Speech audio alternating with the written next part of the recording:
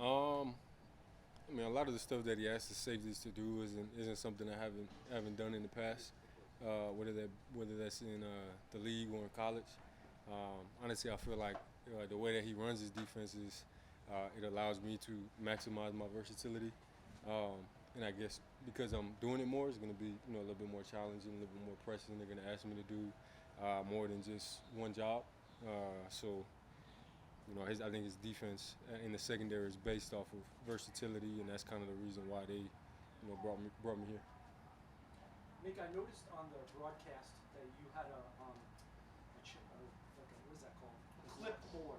Yeah. And can you tell us about what type of notes you were taking? So usually during preseason, they'll have like a rookie chart down every single play call and the personnel, so that when we have our iPads, they could draw it right onto the actual like pictures. You know what I'm saying? So when we're looking through, we could see like, oh, this was play 12, this was play 13. It was red pack. You know what I'm saying? And so that's all I was doing. Every time I had the little earpiece, I got the personnel play call, wrote it down on the chart, the piece of paper, and then coach wrote it down on the iPad. That was it.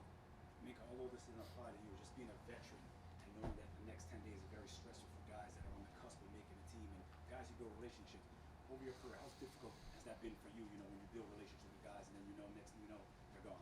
Yeah, it's hard, man. I always say like I love this game, but I hate some parts of this game. And this week is one of those parts that I really don't like. It's an unfortunate part of the business. It is what it is.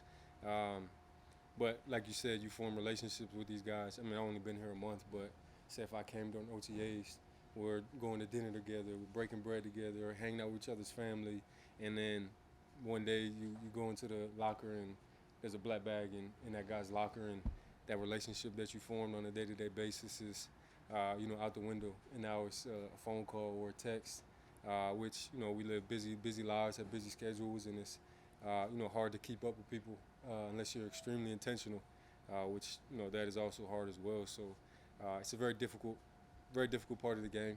It's frustrating at times because you meet some great men who could be great friends in the future and for the now, and having to part ways with them just because of what happens on the grass is frustrating. Listen, your, your front seven is very talented, very accomplished. You just added to it with Matthew Judon. I'm wondering how that front seven helps the back end. Does it make the quarterback unsure of his protection? Does it make Oh him yeah. make bad reads? Tell me about that. Yeah, 100%. I'm a DB, and I'm not afraid to admit that great defense starts with the front seven, and that starts with smashing the run game and then affecting the quarterback. Um, and when you got guys that can send heat at the quarterback, whether it's off the edge or up the middle, and disrupt that quarterback's timing and disrupt that quarterback's look, and now instead of looking down the field at us, he's looking at the front seven during this drop. That helps us make a lot of plays. You get overthrows, you get tip balls, you get bad reads, stuff like that. So, adding as much depth to that edge rusher room, to that front seven room, like I'm cool with that. Bring as many as we could get. Minka, I seen the edge rusher doing this drill with Coach Crow, and you sometimes get involved. Yeah. How much do you like it? Have you got hit? Anybody accidentally Are you talking about the boxing drill? boxing drill? Yeah. I mean, I love that drill. It's great for the hand-eye coordination. I do a little bit of rushing off the edge and sometimes inside. So, just sharpening my toolbox a little bit. I had a couple reps in Chicago where I was one-on-one with the back or one-on-one with in Detroit and one-on-one with the tight end. And, I did pretty well in those situations, just using the stuff that I do for 5 minutes, every other practice.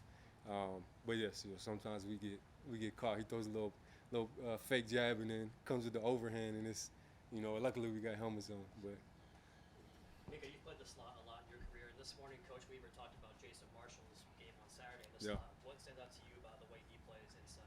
man, honestly what stood out the most was that was his first time doing it, and he played it at such a high level.